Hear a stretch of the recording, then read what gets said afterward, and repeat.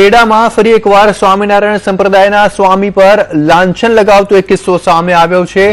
હરિયાણાના લંપટ સ્વામી પર ધોરણ 10 માં અભ્યાસ કરતા વિદ્યાર્થી સાથે દુષ્કૃત્ય આચર્યાનો આરોપ લાગ્યો છે। ગુરુકુળના હરિયાણાના આતમ સ્વામી પર દુષ્કૃત્ય આચર્યાનો આરોપ કરાયો છે અને વિદ્યાર્થીને મહિલાના કપડા પહેરાવી અને દુષ્કૃત્ય આચર્યાનો આરોપ લાગ્યો છે। ત્યારે સવાલ એ થાય છે કે ક્યારે અટકશે આ પ્રકારના કિસ્સાઓ અને ક્યાં સુધી ગુરુકુળમાં આવા સ્વામીઓને સ્થાન મળતા રહેશે। ખેડામાં ફરી એકવાર આ પ્રકારની ઘટના સામે આવી છે કે જ્યાં ગુરુકુળમાં સ્વામિનારાયણ સંપ્રદાયના સ્વામી द्वारा एक विद्यार्थी साथे दुष्कृत्य आचरवामां આવ્યું। આ વિશે વધુ માહિતી આપશે અમારા સંવાદદાતા યોગિંદરજી। जी योगिन, जे प्रकारे समग्र मामलो चर्चामां આવ્યો છે ત્યારે हालमां आ मामलाने लईने शुं अपडेट छे?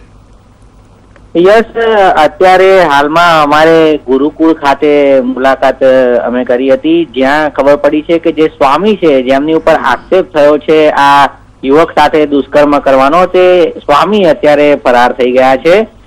પોલીસે અત્યારે ફરિયાદ દાખલ કરી લીધી છે। જે સમગ્ર ફરિયાદ હતી યુવકના પિતાની કે સ્વામી દ્વારા 2 થી 3 વાર આ યુવકને યુવતીઓના કપડા પહેરાવી બાદમાં તેની સાથે દુષ્કર્મ કરવામાં આવ્યું છે।